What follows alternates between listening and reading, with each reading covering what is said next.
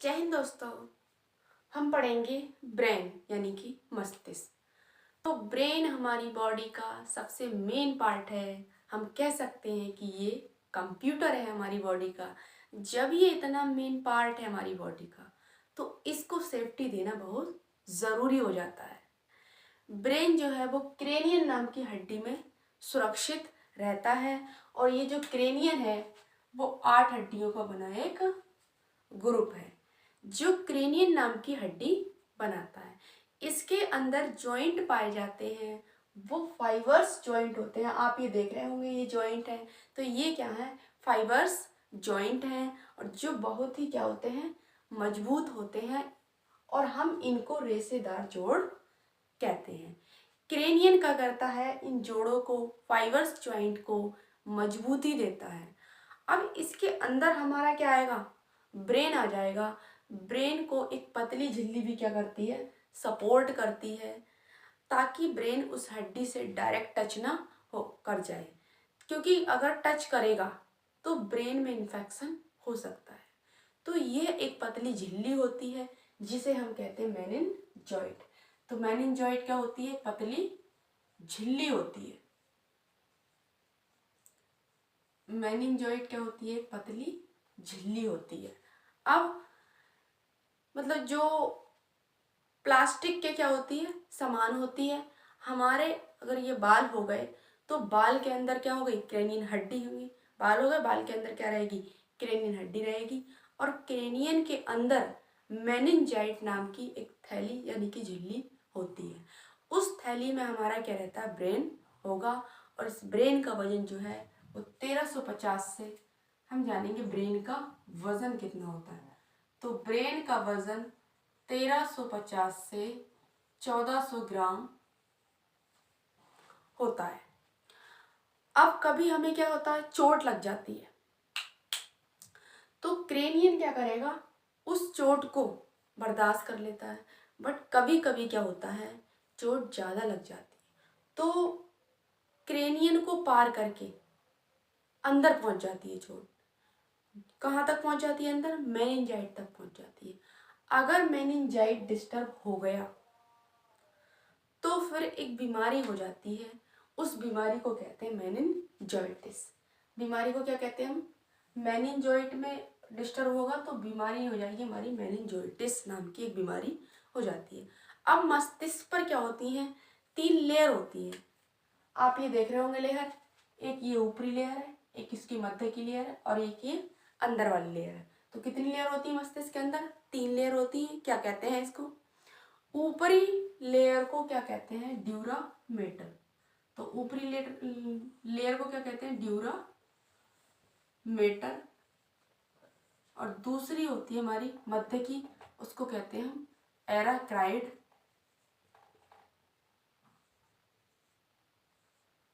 और एक होती है हमारी तीसरी, इसको कहते हैं पाया मेटल। 3 लेयर होंगे हमारी, ड्यूरामेटल, एराक्राइड और पाया मेटल। अब जो पाया मेटल होती है अंदर वाली, वो क्या करती है, ऑक्सीजन व भोज्य पदार्थ को मस्तिष्क यानी कि ब्रेन तक पहुंचाती है। अब आगे देखेंगे कि ब्रेन तंत्रिका कोशिकाओं का बना होता है। आप ये देख रहे होंगे, तो क्या है ये, तंत्रिका कोशिकाएं, जिसे कहते हैं न्यूरॉन। और ये सब शरीर की क्या है, सबसे बड़ी कोशिका है। शरीर की सबसे बड़ी कोशिका, सबसे बड़ी कोशिका कौन सी है, तंत्रिका कोशिका, जिसे हम कहते हैं न्यूरॉन। क्या कहते हैं, जिसे हम न्यूरॉन कहते हैं।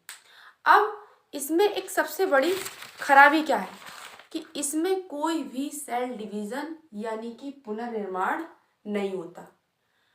इसका मतलब अगर ब्रेन में चोट लगी तो फिर वो ठीक नहीं होगी। इसीलिए पुलिस कहती है कि शरीर का कोई भी अंग सेफ रहे ना रहे, अगर बाइक चलाओ तो हेलमेट जरूर पहनो, क्योंकि ब्रेन जो है वो न्यूरॉन से बना है, और न्यूरॉन के अंदर क्या होते हैं, सेंट्रोसोम नहीं पाया जाता है।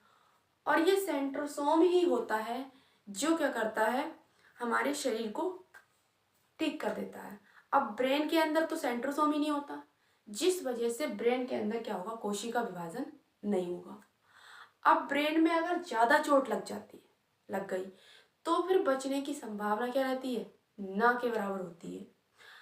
अब यहाँ पर एक चीज़ और जानते हैं हम कि सेंट्रोसोम अगर सेल डिवीज़न बहुत ज़्यादा कर दे तो उसी को कहते हैं कैंसर। क्या किसे कहते हैं कैंसर?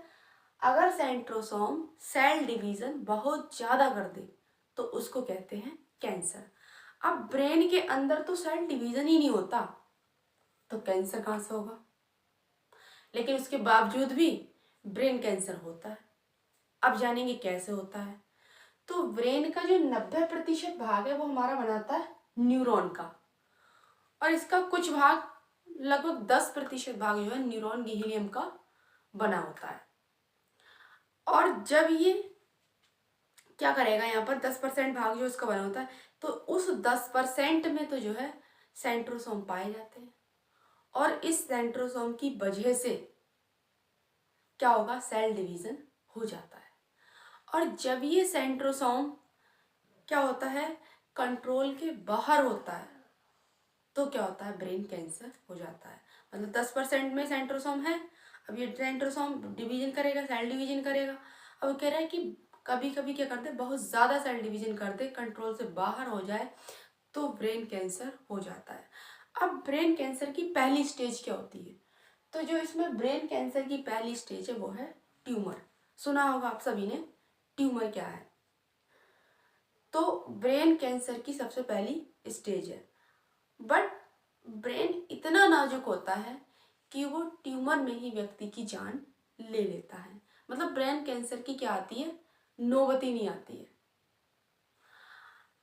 आगे हम जानेंगे। तो सबसे बड़ी कोशिका कौन सी हो गई हमारी, न्यूरॉन सेल। अब तंत्रिका कोशिका की क्या होती है, यानी कि न्यूरॉन सेल की जो लंबाई होती है उसको क्या कहते हैं? तो जो न्यूरॉन सेल की लंबाई होती है उसको कहते हैं, न्यूरॉन सेल की लंबाई को, सेल की लंबाई को साइनेप्स कहते हैं। पूछा जाता है कि न्यूरॉन सेल की लंबाई को क्या कहते हैं, तो न्यूरॉन सेल की लंबाई को साइनेप्स कहते हैं।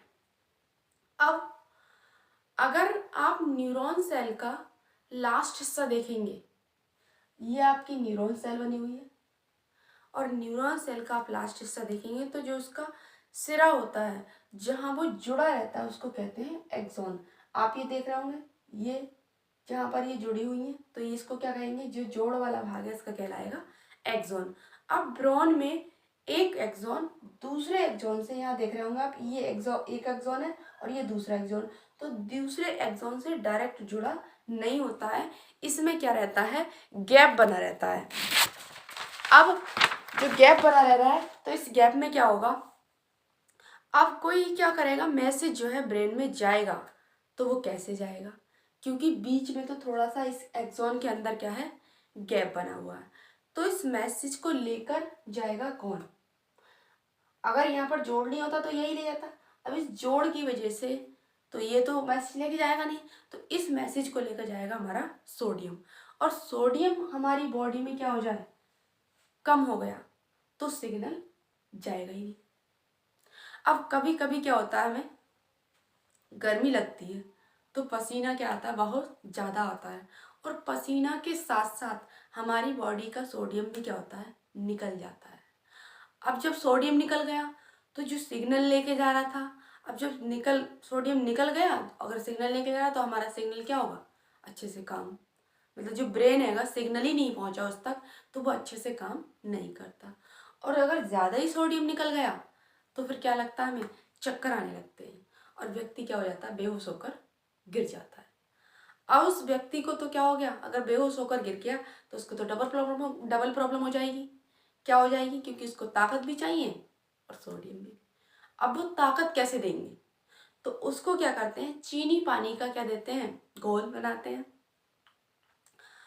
अब चीनी पानी का घोल बनाएंगे तो उससे क्या मिल जाएगा, उसको ग्लूकोज मिल जाएगा, और उसमें यदि आप थोड़ा नमक डाल देंगे तो उससे क्या बन जाएगा एन, क्योंकि नमक क्या होता है NaCl का बना होता है, और NaCl से क्या मिल जाएगा उसको सोडियम मिल जाएगा, तो ताकत भी मिल गई और सोडियम भी।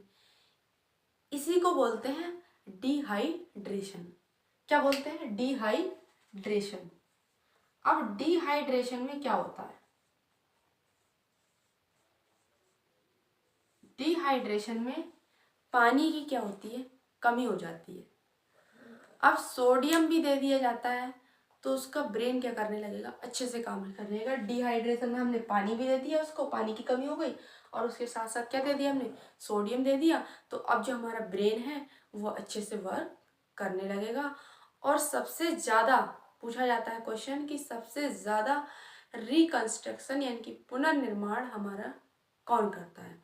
तो सबसे ज़्यादा रिकंस्ट्रक्शन लीवर करता है। अगर किसी व्यक्ति का लीवर पूरी तरीके से डैमेज हो जाता है तब भी क्या बनता है? लीवर की प्रोसेस पूरी हो जाती है, बाद में उसको बना लेता है, क्योंकि उसकी सेल जो है वो बहुत जल्दी रिकंस्ट्रक्शन करती है। अब सबसे कम रिकंस्ट्रक्शन कहाँ होता है? तो सबसे कम होता है ब्रेन में। ब्रेन में तो ना के बराबर ही होता है। नेक्स्ट पढ़ेंगे हम आगे। Thank you friends.